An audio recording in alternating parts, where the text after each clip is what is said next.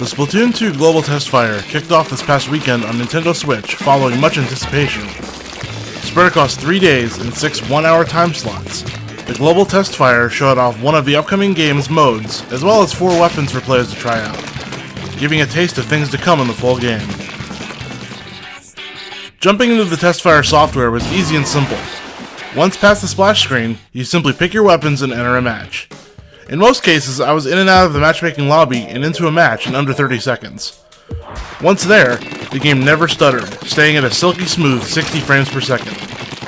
It's also worth noting that motion controls were turned on by default, but could easily be turned off via the options menu on the weapon select page.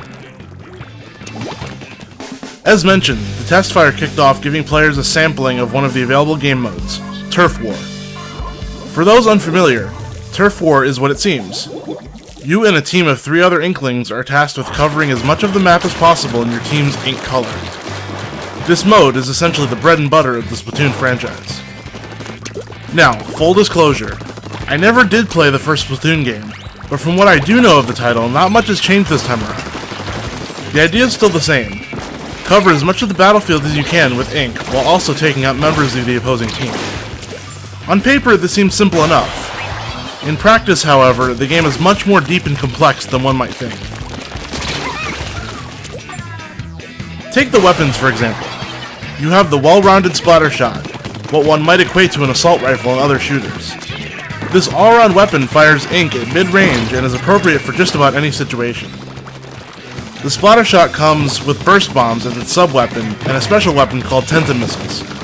I found the splatter shot itself to be a good weapon for most battle situations, and just okay for terrain coverage. I didn't find the burst bombs to be very effective in either department, and controlling the Tenta missiles was often an exercise in poor judgment, as I found myself not quite aiming them as effectively as I'd liked. Still, the splatter shot is a good starting weapon for newcomers to the series. Next up is the Splat Roller. The Splat Roller is easily my favorite weapon from the Testfire. Not only does it lie down exceptional ink coverage, but it will decimate any opponent in its path. You can also just press ZR to effectively shotgun ink directly in front of you, or you can do this while jumping to shoot a more narrow but lengthier swath of ink. The Splat Roller's sub-weapon, the Suction Bomb, sticks to just about any surface before exploding in a flurry of ink.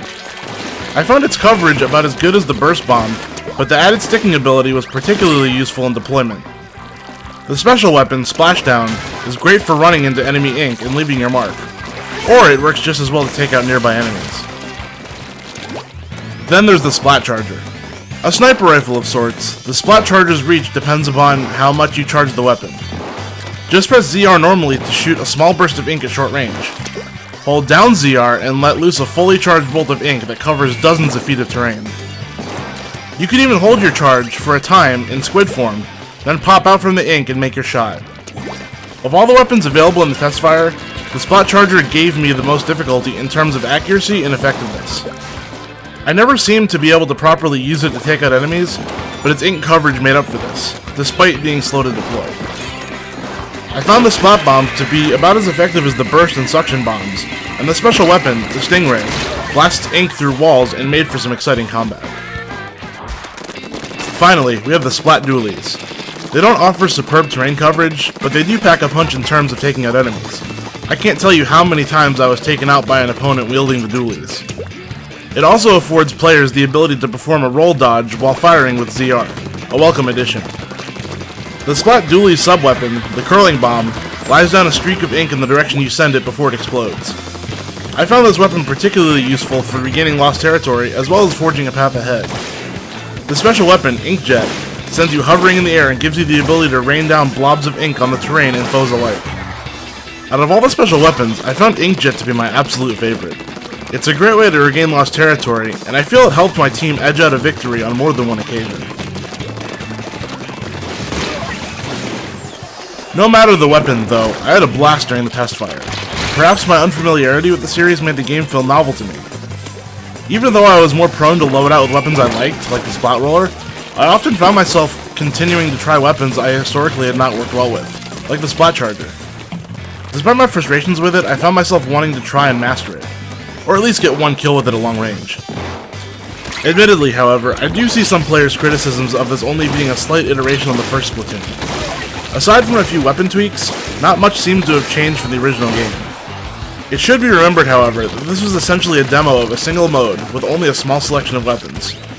More modes and weapons will be featured in the full release, so I think it's too early to pass judgment on Splatoon 2. From what I played, though, I think Nintendo has another sure hit in its arsenal for this summer.